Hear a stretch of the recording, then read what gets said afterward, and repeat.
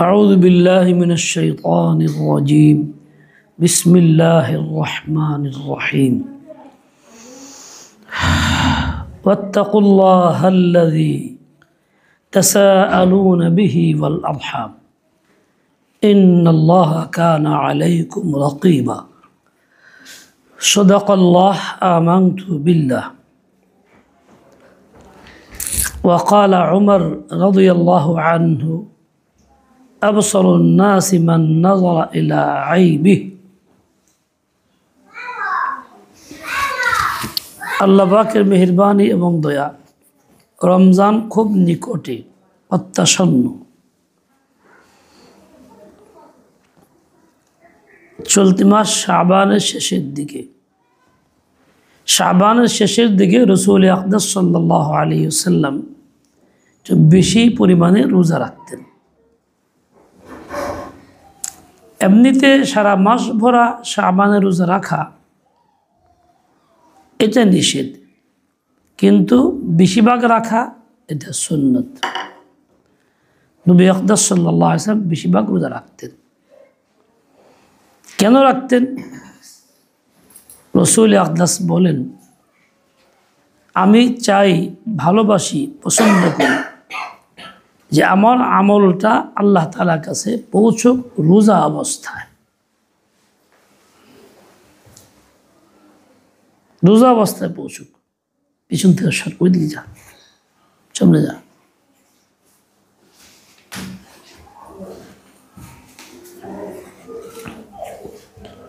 এই জন্য আমি রোজা বেশি রাখি।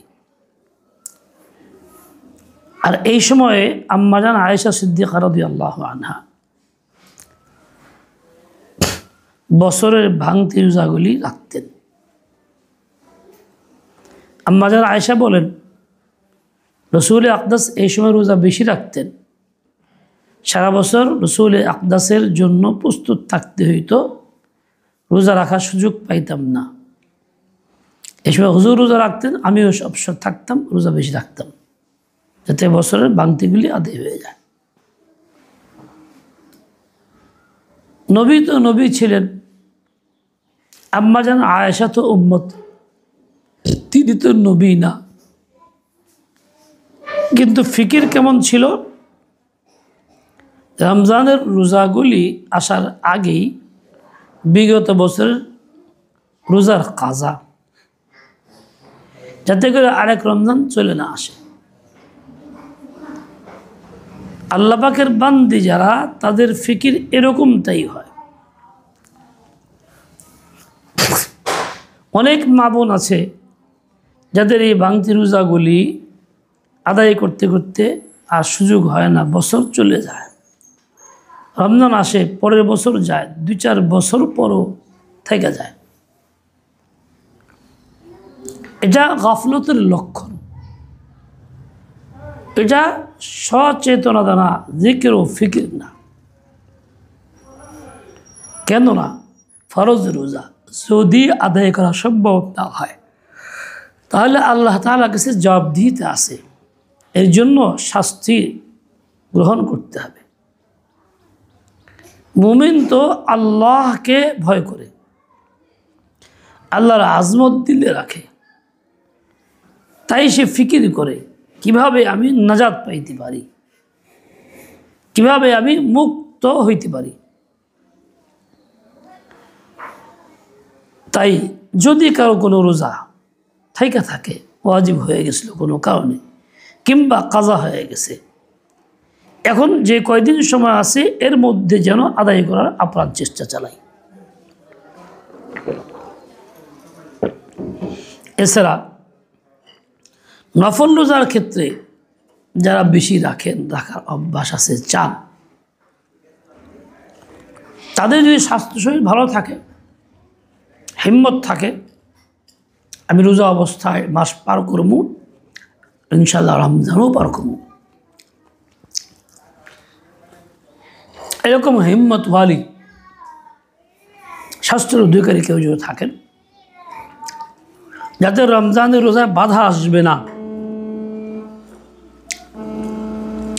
এরকম যদি কেউ হয়, তাহলে তিনি রোজা রাখতে পারবেন, আর একটু দুর্বল হয়ে যায়, রমজানের রোজা রাখতে সমস্যা হবে মনে হয়, তার জন্য আর অতিরিক্ত নফল রাখা এই মাসে আর মুনাসিব না। এই যে রোজা তালাশ করা, ফিকির করা, রোজা বাকি আছে আমাকে করতে হবে, এটা মুমিনের জিন্দেগির কাম, মুমিনের আমল। গাফিল হয়ে থাকা, বেফিকির হয়ে থাকা, এটা মুমিনের আমল না, এটা মুনাফিকের জিন্দেগি।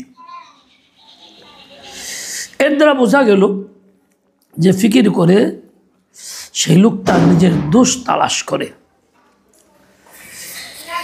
সে নিজের আয়েবগুলি তালাশ করে, কোথায় কোথায় সমস্যা আমার আছে, কোনটা করা দরকার করি নাই, করতে হবে। আর এই আয়েব তালাশ করা, নিজের দোষ তালাশ করা, এটা আল্লাহ তাআলার কাছে বড় প্রিয় গুণ। এই গুণ যার মধ্যে আছে সে আল্লাহ তাআলার প্রিয় পাত্রী, প্রিয় পাত্র।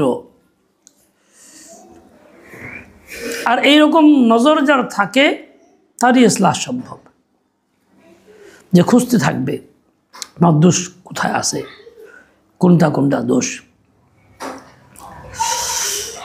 এই জন্য ওমর ফারুক রাদিয়াল্লাহু আনহু বলছেন, আবসারুন নাসি মান নাযরা ইলা উয়ুবি, সবচেয়ে বেশি বিচক্ষণ বুদ্ধিমান সেই ব্যক্তি যে তার দোষগুলির দিকে দেখে।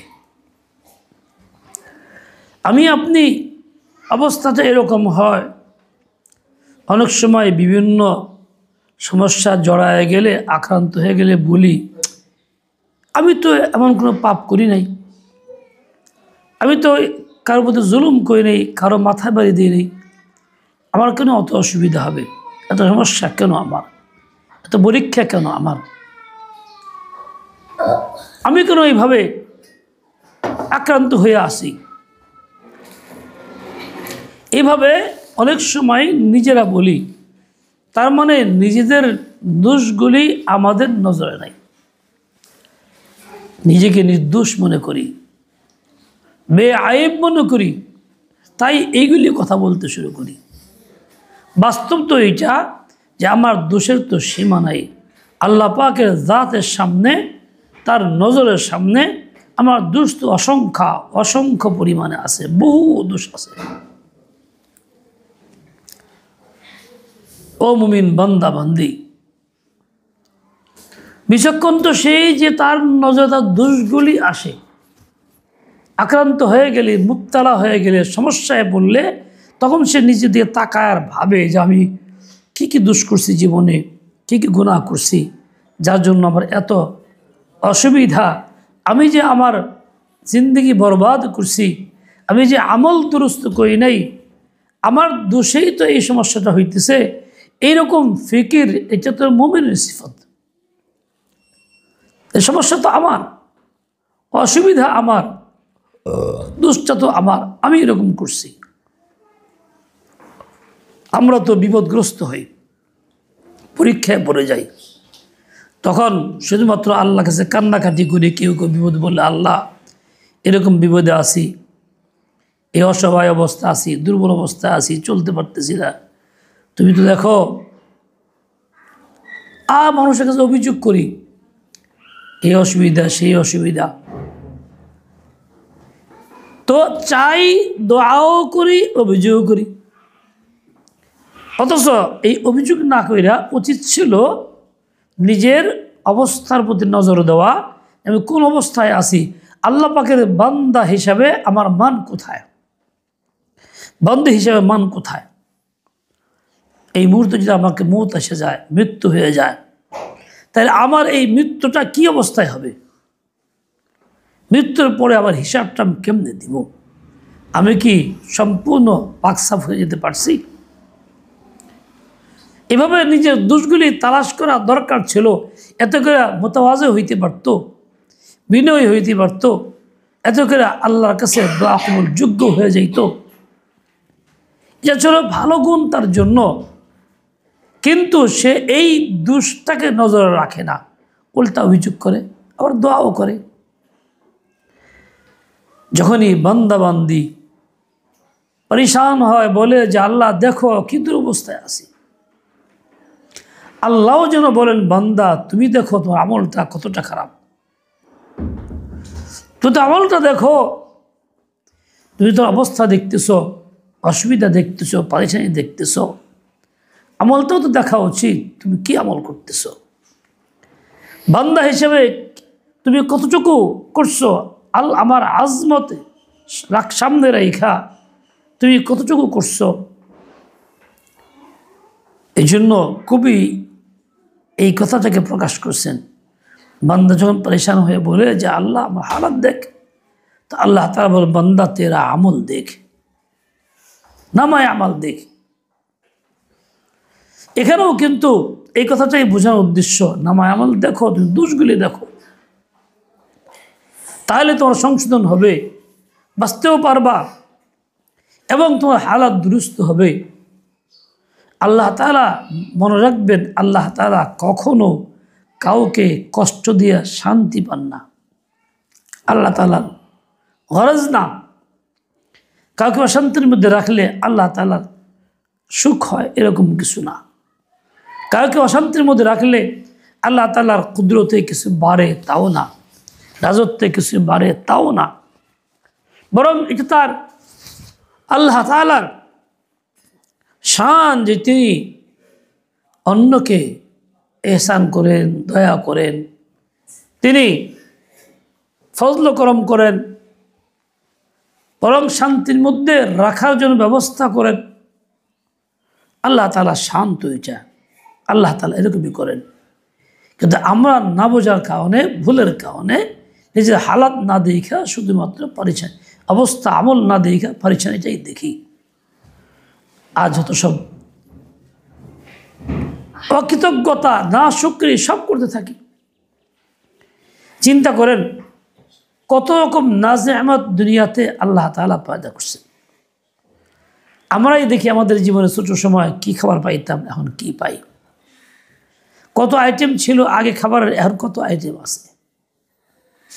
কত নিত্য নতুন প্রকার খানা বেরোইছে যা ভাবতে পারবো না। একটা থেকে 1000 রকম খানা আসতেছে। তাহলে তো ওই 1000 রকমের শুকর আদায় করা দরকার ছিল, শুকরও 1000 বার হওয়া দরকার ছিল। কিন্তু নেয়ামত বাড়ছে, খাবারের তালিকা বাড়ছে, শুকর কমছে, উল্টা হয়ে গেছে। খাবারের তালিকা বৃদ্ধি হয়েছে, শুকরও বৃদ্ধি হওয়ার কথা। যেমন নেয়ামত তেমন শুকর। এক্ষেত্রেও কিন্তু আমার দ্বারা তা হয় না। যেমন হালাতের মধ্যে পড়লে, সমস্যা পড়লে, তখন যেমন আমল নামা দেখি না, ঠিক তেমনি নেয়ামত যখন ভোগ করি তখনও শুকরের তালিকা আমার নাম থাকে না, আমি শুকরগুজার থাকি না। দুষ্টতা আমার নিজের, আমার কারণেই তো এই পরেশানিগুলি এভাবে আসতেছে। পরেশানি কি হাত পাওয়া আছে, নিজস্ব এখতিয়ার আছে, ক্ষমতা আছে? সে কি ইচ্ছা করে আসতে পারে, কারো আক্রমণ করতে পারে? তা তো পারে না। পরেশানি মখলুক, আল্লাহ তাআলা খালিক, আল্লাহই পরেশানি সৃষ্টি করেন। বান্দার আমলের সাথে সম্পর্ক, বান্দা যদি আমল ঠিক করে তো পরেশানি কমে যায়, বান্দা যদি আমল সহি না করে পরেশানি বাড়তে থাকে। এটা যেন অটো ফয়সালা। কাজেই তুমি তোমার এই অবস্থা লক্ষ্য করো, আমল নামাটা দেখো, পরেশানি দূর করার চেষ্টা করো। পরেশানির সঙ্গে পাল্লা ধইরা মোকাবেলা কইরা পরেশানিকে থামাই দিবা, এই চিন্তা কখনো করতে পারো না, থামান যাবে না। তুমি থামাইবা নিজের বদ আমলকে, দুস্তুটিকে থামাও, বদ আমল থামাও। দেখো সাথে সাথে আল্লাহ পাকের পক্ষ থেকে রহমতের বর্ষণ হইতেছে। ও আল্লাহর বান্দাবান্দি, ভাবতে পারো কত সময় কত দোয়া করি, কত কান্দাকাটি করি, চোখের পানি ফালাই, কই যেই সেই তো করি, পরিবর্তন দেখি না। তোমার পরিবর্তন তুমি দেখো না, নিশ্চয়ই তোমার পিছনে বড় কোনো ভুল আছে। এটাও একটা ভুল। তুমি যে আল্লাহকে চাইতেছো, চাওয়াটাও ঠিক না। নিম্নদের চাইতেই পারতেছো না, তাওয়াজু তার মধ্যে নাই, বিনয় নম্রতা নাই, চার মধ্যে সে ইসরার নাই। ওরকম কাজকে মাং না চাহিয়ে ওরকম তুমি চাইতে পারতেছো না, ওরকম চাইতেছো না। হয়তো রশ্মি তো অবলম্বন করতেছো, তাই তুমি পাইতেছো না, পারিসারি দূর হইতেছে না, সমস্যার সমাধান হইতেছে না, অবস্থার পরিবর্তন হইতেছে না। অবস্থার পরিবর্তনের জন্য চাওয়াটাও ওইরকমই চাওয়া দরকার। তুমি জানো নিশ্চয়ই দুনিয়াতে কেউ চাইলে সে প্রথমবার হয়তোবা কিছু বলবে না, রাজি থাকবে। দ্বিতীয়বার চাইতে গেলে একটু দূরে সরে পড়বে, জবাব দিবে না। দ্বিতীয়বার বিরক্ত হবে, দরজা বন্ধ করবে, ফিরায় রাখবে। অথচ আল্লাহ তাআলা এমন জাত, যিনি একবার চাইলেও যেমন, 10 বার চাইলেও তেমন। সামান্যতম পরিবর্তন যার জাতের মধ্যে আসে না, সামান্যতম অপছন্দগী নারাজগীর এজহার তার দ্বারা হয় না, বরং চাইলেই তিনি খুশি হন, না চাইলেই বেজার হন। এরকম নীতিমালাও দিয়ে রাখছেন, মান লাম ইয়াসআলিল্লাহ ইয়াগদাব আলাইহি।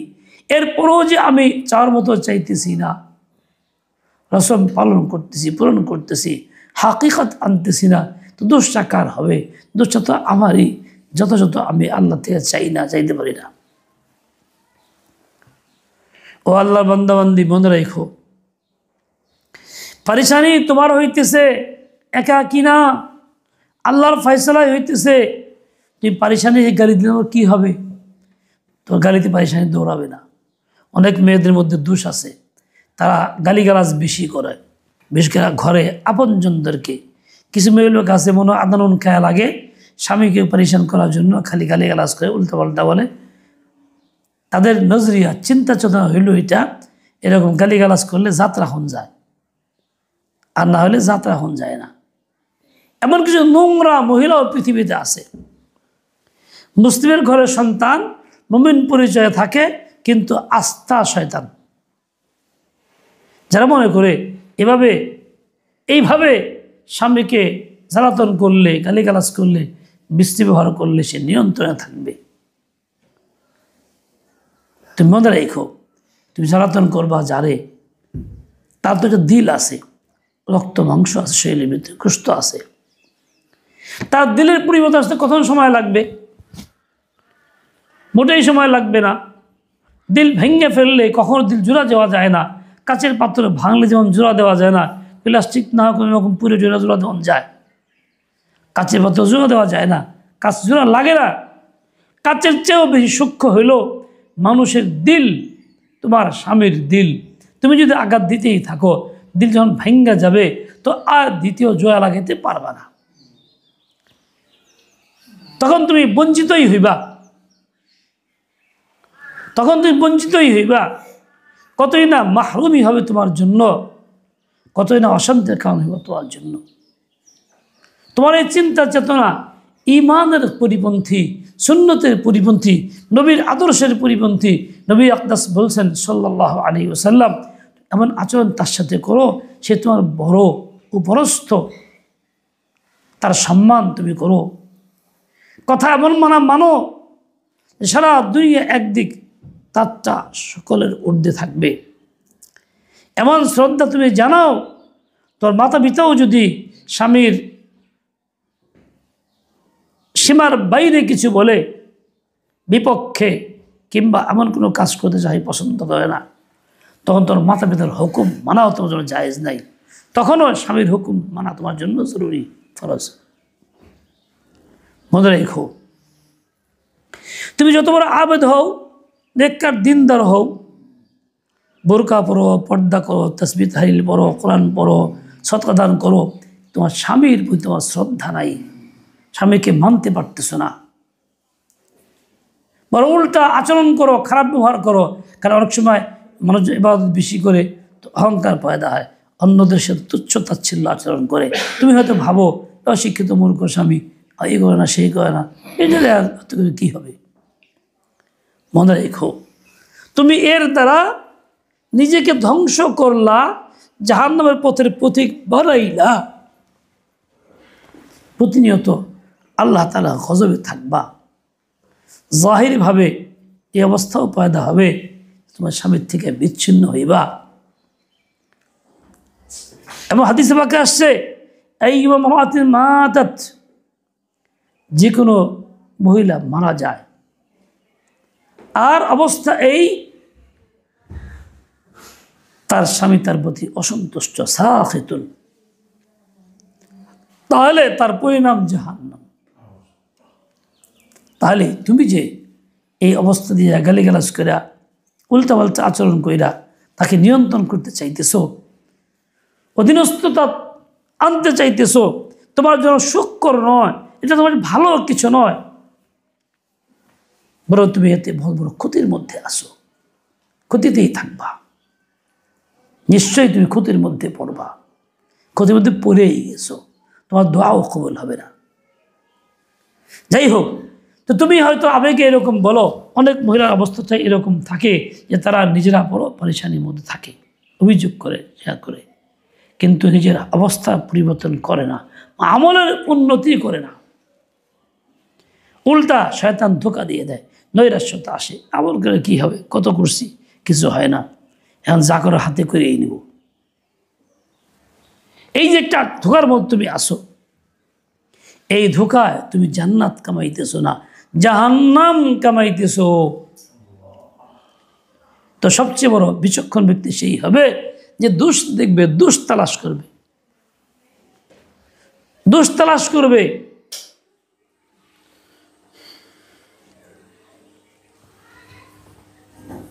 আর আল্লাহ তাআলার কাছে এটা পছন্দ। মনে রাখবা, তোমার দোষ তুমি খুঁজবা, চোখ বন্ধ করে খুঁজো, মুরাকাবা করো, শোয়ার আগে ধ্যান করো, আজকের দিনে কী কী কাজ করছি, কোনটা ভালো কোনটা মন্দ, এই ধ্যান করো, কাজগুলি চিহ্নিত করো, ভুল হলে তওবা করো, ক্ষতিপূরণের চেষ্টা করো। তোমার নিয়মিত কাজ হবে এটা। প্রতিদিন 3টা কাজ যে করবে, 3টা কাজ কি? একটা হলো সারাদিনের আমল নামার হিসাব, মহাসাবা, কি করলাম না করলাম, ভালো কয়টা মন্দ কয়টা ইত্যাদি, এবং সে তওবা করবে, আগামীতে না করার পাক্কা আলাদা করে ফেলবে তওবার মধ্যে যা আছে, এবং আগামীতে ভালো কাজ করার তৌফিক কামনা করবে। এই কাজগুলি যে প্রতিদিন করবে, ইনশাআল্লাহ তাআলা তার সংশোধন হবে, ইসলাহ হবে, সে আল্লাহর ফজল ক্রমে, আল্লাহ তাআলার মেহরবানিতে সে আল্লাহর বান্দী হয়ে দুনিয়া থেকে যেতে পারবে। কাজেই তুমি তোমার আমল দেখো, অন্যের অবস্থা দেখে তুমি বিগড়ে যাও না। অন্যের উন্নতি, অন্যের স্বাস্থ্য, অন্যের শরীর, অন্যের লাবণ্যতা, অন্যের রূপ, অন্যের সন্তানাদি, এইগুলি দেখে তুমি উল্টা হিংসায় জ্বলো না যে আমার কেন হয় না। আর তুমি তোমারটা চাও, এইসব সম্পদ যা যিনি তাকে দিছেন তুমিও তার কাছে চাও। এই নেয়ামত যিনি তাকে দিছেন তার দরবারে এই নেয়ামতের কমি নাই। তোমাকে দিছেন কা দিতে পারবেন না তা কিন্তু না, বরং পারবেন, সেই ক্ষমতা তার কাছে আসে, সেই খাজানা তার কাছে আসে, কিন্তু তার কাছে চাও। উল্টা তুমি সবক নাও, আল্লাহ তাআলা কত বড় দয়ালু, এই মহিলাকে এই গুণ দিছে, এই নেয়ামত দিছে, কত বড় ইহসান আল্লাহ তাআলার, সে তো যে পাওয়ার যোগ্য দুনিয়াতে নিয়মে না, তাও দিছে। ও আল্লাহ, তুমি তাকে দিছো, ভালো করছো, তুমি দাও, তাকে আরও দাও, আমি চাই তুমি তার বেশি করে দাও। তার পক্ষে উল্টা দোয়া করা, মনের জ্বলন না। তুমি যদি করতে পারো, তোমারটা তো বাড়বে, আল্লাহ তোমাকে দিবেন, তোমার নেয়ামত কমবে না, তারও উপকার হইল, তোমারও কল্যাণ হইল। তুই সে ভালোর দিকে নজর কেন দেও না, খারাপের দিকে কেন নজর দাও? তো ওদের ছিল ভালোর দিকে নজর দেওয়া। আফসোস লাগে, এতটাই ভ্রান্তির মধ্যে থাকি আমরা, সাথে এভাবে ধোকা দিয়ে দেয়। কতগুলি কঠিন মা বোনদের আছে, দোষ আছে, যেগুলি তার নজর করে না। সবচেয়ে বেশি সমস্যা হলেই, যেটা আমি দেখি মাঝে মধ্যে এখন বলতেছি, প্রায় জায়গায় বলার চেষ্টা করতেছি, মা বোনরা তাদের ভিতরে ধারণাটা এত প্রবল, কুধারণা, যেন খালি পেট ভরা কুধারণাই, খালি কুবুদ্ধি, খালি কুচিন্তা, এরকম বলতে হয়, মনে এরকম হয়, করতেই থাকবে অযথাই, দলিল ছাড়া, প্রমাণ ছাড়া। অথচ সুধারণা করলে আল্লাহর কাছে জবাবদিহিতা নাই, প্রশংসার পাত্র হইবা, কুধারণা করলে জবাবদিহিতা আছে। তো সে চিন্তা না করে কেন এরকম করতেছ? কুধারণা কি? ছেলেটা পড়া হয় না, পড়তেছে না, নষ্ট করলো দাদিতে, কিংবা অমুকে তাবিজ তুবিজ করে পানি বইরা খাওয়ায়, ছেলের বাবা মার সাথে ভালো আচরণ করে না, কেমন জানি থাকে, তার মা যা বলে তাই খালি শুনে, নিশ্চয়ই শাশুড়ি তারে কিছু একটা তাবিজ করছে, জাদুটনা করছে, কিংবা অন্য কেউ করছে। মাঝে মধ্যে সে ফকির বাড়ি যায়, তার বোনেরা যায়, উমুক করে তুমুক করে, শুধুমাত্র এই ধারণাগুলি মনের ভিতরে কাজ করে। আর এই ধারণা হইলে এক পর্যায়ে এমন হয় মানসিক রূপ হয়ে যায়, তখন সে কিছুই শান্তি পায় না, কিছুই করতে পারে না, পাগল পারা হয়ে যায়। ও মুমিন বান্দা বান্দি, আল্লাহ তোমার ধারণা করার জন্য পয়দা করে নাই, বরং আল্লাহ না করছে, তুমি ধারণা করো না এরকম। বরং ইন্না বা'দাজ-যন্নি ইসমুন, তোমার এই কোনো ধারণা এমন যেগুলি প্রকৃতপক্ষে বড় গুনাহ, বড় গুনাহ। তুমি গুনাহের মধ্যে কেন জড়াইতেছো? কাজেই আল্লাহ তো ধারণা পছন্দ করেন না, আর তুমি ধারণা করতেছো, ধারণা কইরেই, ধারণা বশবর্তী হয়েই তুমি তাদের সাথে খারাপ আচরণ করো, লেনদেন ঠিক রাখো না, হিংসা করো, আত্মীয়তা সম্পর্ক ছেড়ে দাও, দেখা সাক্ষাৎ করো না, করবার দেও না, অন্যকে প্রভাবিত করো। এর দ্বারা তুমি আল্লাহ পাকের রহমত থেকে দূরে সরে যাইতেছ। যখন সম্পর্ক ছিন্ন গলা, বিচ্ছিন্নতা আসলো, ছিন্ন যখন করেই ফেললা, অবস্থা তোমার এই হচ্ছে বা হবে, তোমার দোয়া কবুল হবে না, পারেশানি মোটেই কমবে না, জরুরত পড়া হবে না, রিজকে হালাল বাড়বে না, তোমার দিলের যে রহম ছিল সেটাও থাকবে না, রিক্কতে কলব থাকবে না, দিল শক্ত হবে, কাসরতে কলব পয়দা হবে, তুমি চোখে পানিও ফেলতে পারবে না, সব থেকে বঞ্চিত হইবা। কাজে তোমার কাজ হলো ধারণা ছেড়ে দেওয়া। ইয়া আইয়ুহাল্লাযীনা আমানু ইজতানিবু কাসীরাম মিনাজ-যন্নি, হে ঈমানদার পুরুষ নারী, তোমার কাজ হলো তুমি অনেক বেশি ধারণা থেকে আত্মরক্ষা করো, বাঁচো, নিজেকে বাঁচাও। ইজতানিবু কাসীরাম মিনাজ-যন্নি, যদি এরকম অনেক জান বা ধারণা আমাদের নাই আসতো, তা আল্লাহ এটা বলতেন না। আল্লাহ দিলের খবর জানেন, কিয়ামত পর্যন্ত কী হবে তা জানেন। আমাদের মধ্যে এই সমস্যাটা আছে, আসবে, এই জন্যই আল্লাহ তা বলে রাখছেন ইজতানিবু কাসীরাম মিনাজ-যন্নি। যেখানে পরহেজ করার কথা, সেখানে তুমি ইচ্ছাকৃত ধারণা পয়দা করতেছ, বিভিন্ন আলামত ইখতিয়ার করতেছ, বিভিন্ন লক্ষণ তালাশ করতেছ। হ্যাঁ, বাস্তবে এরকমই, আমার লোকে মিল পড়ে গেছে, কথায় মিল পড়ে, কাজে মিল পড়তেছে, সেইটা করছে, আমি জানি নিশ্চিত, এরকম বলতে শুরু করে দিচ্ছ। ইমান খারাপ করতেছ, আকীদা নষ্ট করতেছ, তুমি যেন শিরক করতেছ, কেননা এই ধারণার কারণে তুমি ক্ষমতা, ক্ষতির ক্ষমতা মালিক বানাইলে মাখলুককে, মানুষকে, অথচ ক্ষতি করার ক্ষমতার মালিককে আল্লাহ তাআলা। দরপরদা শিরক করতেছ,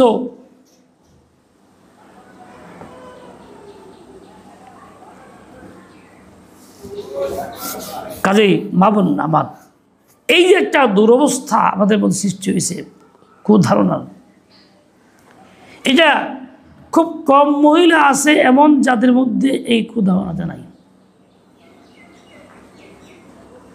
খুব কম মহিলা এমন আছে, যদিও বাহ্যিক আমল দেখা যায় কোথাও না মতো জঘন্য অপরাধে লিপ্ত সে আছে।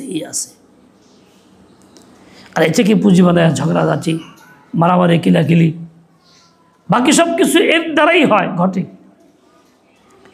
তোমার জাহান্নামে যাওয়ার আমল হলো এটা। যত ধারণা পয়দা হবে তুমি সেটাকে বাস্তবে আনবা, রূপ দিবা, ততই বড় জাহান্নামে হইবা, তারাক্কি করবা জাহান্নামের পথে। তোমার জন্য খায়ের না। তোমার কাজ ছিল ওই সমস্ত অবস্থা, পরেশানি, দুনিয়ার সমস্যা দেখে কান্না না কইরা নিজের এই আমলের দিকে নজর দেওয়া, দিল থেকে সাফ রাখা। ধারণা বাদ দিয়ে অনেক দিল সাফ থাকবে। যাই হোক, মওলা পাকের নির্দেশ। প্রথমে আমানু বলে রয়েছে, ইয়া আইয়ুহাল্লাযীনা আমানু, হে ঈমানদার নারী পুরুষ নারী, ইজতানিবু কাসীরাম মিনাজ-যন্নি, অধিক ধারণা থেকে তোমরা নিজেকে বাঁচাও, নিজেকে মুক্ত করো। এটা আল্লাহ তাআলার নির্দেশ। তুমি যা করবা না, নির্দেশ পালন করতে ব্যর্থ হইবা, ফরজ তরক তোমার দ্বারা হয়ে যাবে, কি বড় অপরাধী হইবা, কি জবাব তুমি আল্লাহর কাছে দিবা, এই ফিকির তো করো। এরকম দোষ এক দুইটা না, আরও আছে। যেমন তার দোষ আমি তো মনে করি এই যুগে পাওয়া যাবে কিনা একজনও, যে সে সতীনের সন্তানের প্রতি ওই রকম মায়া মমতা স্নেহ করে দিল থেকে, যেমন নিজের সন্তানের প্রতি করে। কোনো পরিবর্তন নাই, কম বেশ নাই। এই যুগের যে মহিলা সতীনের সন্তানকে নিজের সন্তানের মতো সেম নজর দেখে দিল থেকে ভালোবাসে, মনে করি সে একজন আল্লাহর ওলি। এইটা একটা দোষ মহিলাদের ভিতরে। হাজার নামাজ কালাম পড়ুক না কেন, তার প্রতি অবহেলা, গুরুত্বহীনতা, হিংসা, বিদ্বেষ চলতেছে। আর নিজে আল্লাহর কাছে খুব নিজেকে কামিয়াব মনে করতেছে। এর মতো চরম মোকামের কি হইতে পারে? এই দুষ্টতার মধ্যে এত প্রবল যা কল্পনাও করা যায় না। এমনকি এই দুষ্টা থাকার কারণে শয়তানের ধোঁকায় সে হিংস্র হয়ে ওঠে, হত্যা করে ফেলে, বিভিন্ন শাস্তি দেয়, উল্টাপাল্টা করে, পত্রিকা মাঝে মধ্যে আসে। ও মুসলমান নারী, তুমি তো আল্লাহর বান্দি, নিজেকে বান্দি হিসাবে সাজাও। এই দুষ্টা পরিহার করো, আত্মশুদ্ধি করো। তোমার আত্মশুদ্ধি ঘরেই তোমার হবে, শুধুমাত্র হুকুমটা বিপরীত করো।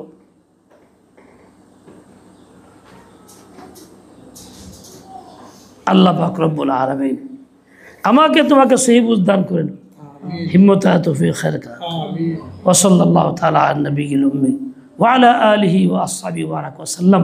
প্রসঙ্গ একটা কথা বলি, অনেকেই একটা বদভ্যাস আছে, দোষ আছে, রমজান মাস শুরু হওয়ার চাঁদ দেখার আগের দিন থেকে রোজা রাখে।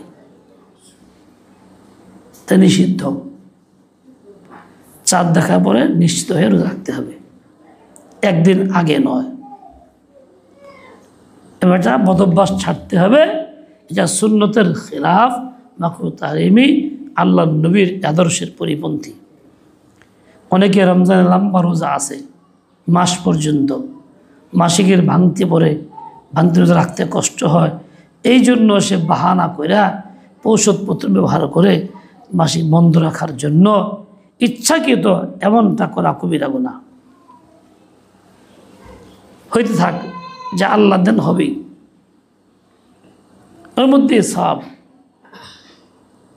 কাজে তুমি সওয়াবের কমিত হবে না বিধায় এই ঝামেলা করতে যাবে না। আল্লাহ পাক রব্বুল আলামিন সেই বুঝ দেন, হিম্মত তৌফিক দিয়ে দেন। ওয়া সাল্লাল্লাহু আলা নবিয়িল উম্মি সুবহানাকাল্লাহুম্মা ওয়া বিহামদিকা আশহাদু আল্লা ইলাহা ইল্লা আনতা আস্তাগফিরুকা ওয়া আতুবু ইলাইকা। আসসালামু আলাইকুম ওয়া রাহমাতুল্লাহ।